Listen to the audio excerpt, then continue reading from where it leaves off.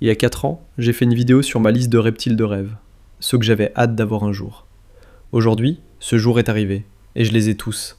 J'ai hâte de vous les montrer.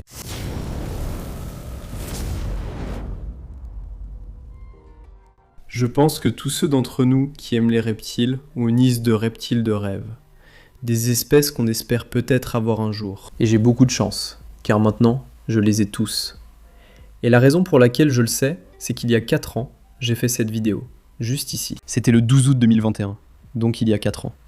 Si on y réfléchit bien, ça fait 3 ans et 10 mois, ce qui correspond exactement à la durée du lycée pour la plupart des gens. Donc c'est pratiquement la durée du lycée entre cette vidéo et maintenant. Beaucoup de choses peuvent changer en 4 ans, même si on a l'impression que ce n'est pas possible, ou que ça ne change pas. Passons en revue les 5 reptiles, et je vais expliquer comment, un jour peut-être, est devenu aujourd'hui, dans le même ordre qu'il y a 4 ans.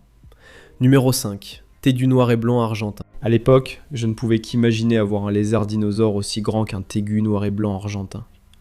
Ces animaux sont grands, 1,20 m, peut-être même plus. Ils prennent de la place et exigent beaucoup de soins. Je n'avais ni espace, ni temps. Je venais d'emménager ici et ces pièces n'étaient même pas rénovées. Elles étaient à l'état brut. Moquette au sol et spot encastré des années 1970. Alors, nous avons rénové cette pièce pour faire de la place à ce tégu. Le principal objectif de la façon dont j'ai aménagé cette pièce, c'était pour pouvoir avoir un tégu. Et je ne plaisante même pas. Les tégus sont grands. Ils ont un régime alimentaire spécialisé. Et ils ont besoin de beaucoup d'humidité. Mais c'est difficile à maintenir dans un grand enclos. C'est pourquoi j'ai acheté de grands enclos géants, de 2,40 m sur 1,20 m sur 90 cm. Et l'un d'eux était destiné au tégu. J'ai eu ce tégu en fait un mois plus tard, en septembre 2021, alors que c'était encore un tout petit bébé. Voici une photo de moi tenant Mouchou, le jour où je l'ai ramené à la maison. Et j'ai essayé de la mettre dans l'enclos, mais c'est hilarant de mettre un lézard aussi petit dans un enclos aussi grand. Évidemment, c'était pas une bonne idée. Et nous avons progressivement déplacé Mouchou dans des enclos de plus en plus grands, petit à petit. En fait, le mois dernier, nous avons construit pour elle son nouvel enclos, encore plus grand, que vous pouvez voir juste ici. Donc la raison pour laquelle je n'avais pas de tégu noir et blanc, c'était l'espace, le temps, l'engagement, tout ça. Je commençais tout juste à prendre mon rythme sur cette chaîne. Je venais d'atteindre 100 000 abonnés, et j'ai compris que ça allait devenir ma vie pour un moment. C'est pourquoi j'ai décidé d'en prendre un. J'étais enfin prêt, ce qui ressemble un peu à l'histoire du numéro 4. Parmi nos reptiles de rêve, il y a évidemment les dinosaures. Alors je n'ai pas eu un vrai dinosaure, mais j'ai eu un dragon à collerette en 4ème position. En fait, le dragon à collerette que vous voyez ici est le même que celui qui est sur mon épaule en ce moment. À l'époque, j'allais dans l'animalerie spécialisée en reptiles pour pouvoir filmer des reptiles que je ne gardais pas, que je ne pouvais pas me permettre, ou que je ne pouvais pas garder pour une raison ou une autre. Et ils avaient Tilly the Frilly. Quelques années plus tard, j'ai reçu Tilly the Frilly de cette animalerie spécialisée en reptiles. Merci à Dagger Exotique, vous êtes géniaux. Dans la vidéo, j'ai mentionné qu'il faudrait presque leur faire un placard si on en avait un plus grand. Puis j'ajoute qu'un terrarium de 1,20 m x 1,20 m x 60 cm serait idéal. Donc tout d'abord, Tilly vit maintenant dans un terrarium de 1,20 m sur 1,20 m sur 60 cm, juste ici. Quand j'ai dit qu'il fallait presque construire un placard, j'ai finalement fabriqué des terrariums au fond, qu'on vient de peindre. L'un d'eux est destiné au dragon à collerette. Je parle de dragon à collerette car, même si j'ai Tilly depuis quelques années, j'ai aussi 2 autres dragons australiens. Il existe donc 2 types. C'est un dragon à collerette indonésien, plus petit, avec une collerette et une couleur plus discrète. Il y a quelques semaines, dans cette vidéo, j'ai fabriqué des enclos pour des dragons à collerette australiens, qui deviennent plus grands, avec de plus grandes collerettes, plus flamboyantes, et une couleur différente. Ils grandissent très bien. J'en ai 3, et je ne l'ai jamais dit sur la chaîne. 2 autres dragons à collerette indonésiens arrivent, car Tilly a besoin de copines. 2 nouvelles copines viennent donc d'Indonésie pour lui. Nées en captivité, elles ont grandi sur place et arriveront ici avec le reste de ma commande cet été. Dans cette vidéo, je dis que je pense à prendre un assistant 1 fois par semaine, car ces animaux demandent beaucoup de travail et j'ai vraiment besoin d'aide.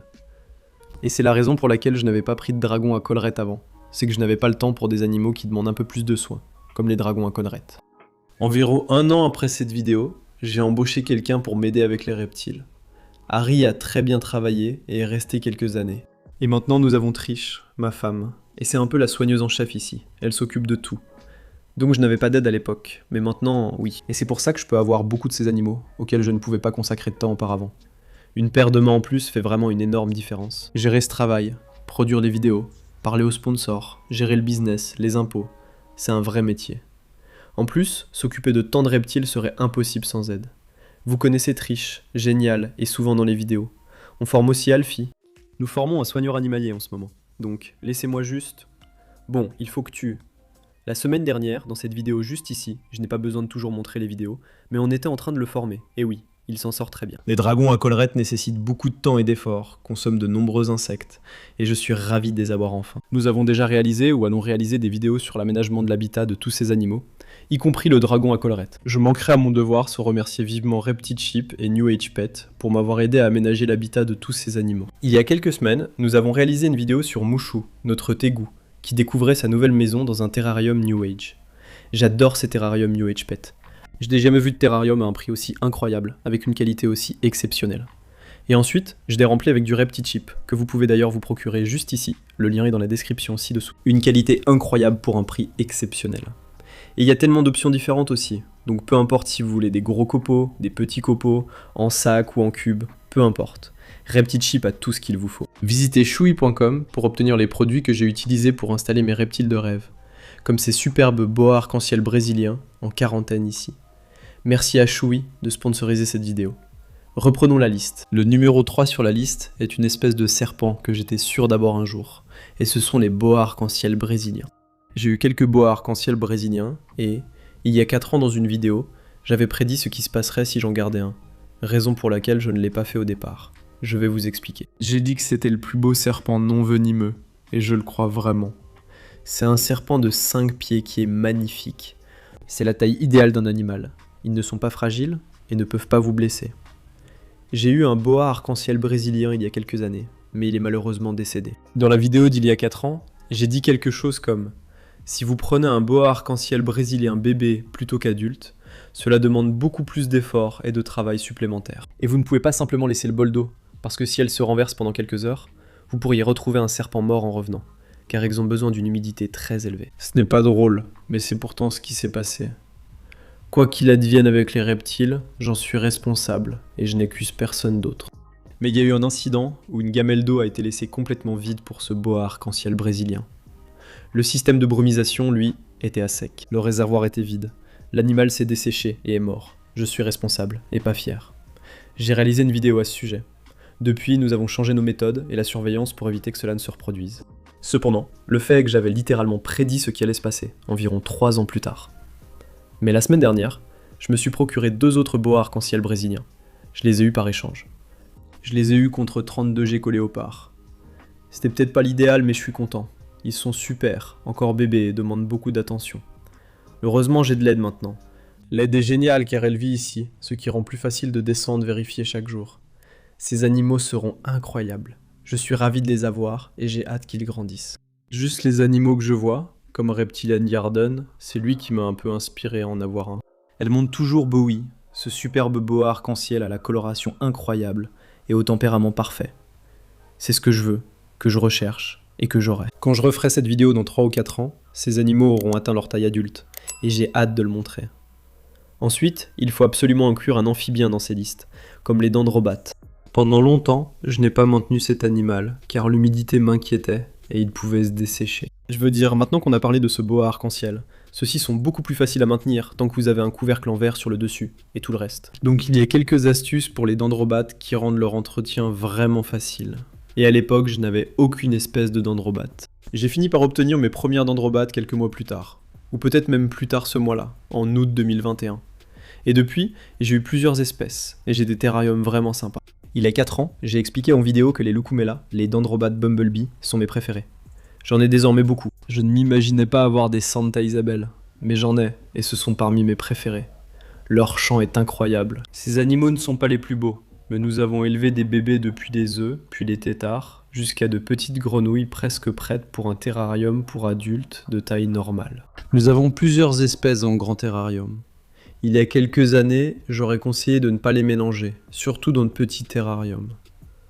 Si vous voulez faire reproduire les animaux, ne les mélangez pas, je le déconseille fortement.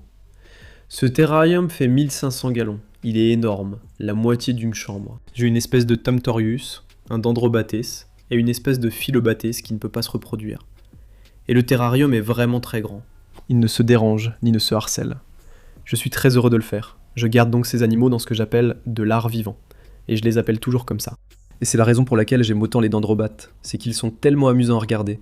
Ils nous ressemblent à des Skittles qui dansent et bougent partout. Ils sont incroyables. Et j'ai toujours la même fascination qu'avant, vous savez, quand j'étais enfant. Et c'était l'une de mes espèces préférées de tous les temps. L'un des premiers animaux que je me suis fait tatouer est une dendrobate, qui n'a jamais été colorée. Mais ensuite j'en ai eu une autre. Attendez, celle-ci ici. J'en ai eu une autre. Et ce sont toutes les deux des Licaméla. Donc j'ai toujours voulu en avoir. J'ai toujours voulu les posséder. Je suis content d'en avoir enfin. Mais en première position, je vais un peu interrompre un peu la vidéo ici, parce que la première, c'était Cyclorea. Et spoiler, je ne les ai pas, parce qu'elles sont illégales ici. On ne peut pas en avoir en Canada. Techniquement, il existe une espèce, mais l'éleveur ne les vend pas. De toute façon, tu ne pourrais pas te les offrir, j'en suis sûr. Elles doivent valoir 30 à 50 000 $. De plus, il y en a si peu au Canada qu'ils refusent de les vendre. J'ai donc choisi la meilleure alternative. Un iguanaband des Fidji. Techniquement, c'est un iguanaband de Tonga, du genre Brachylophus.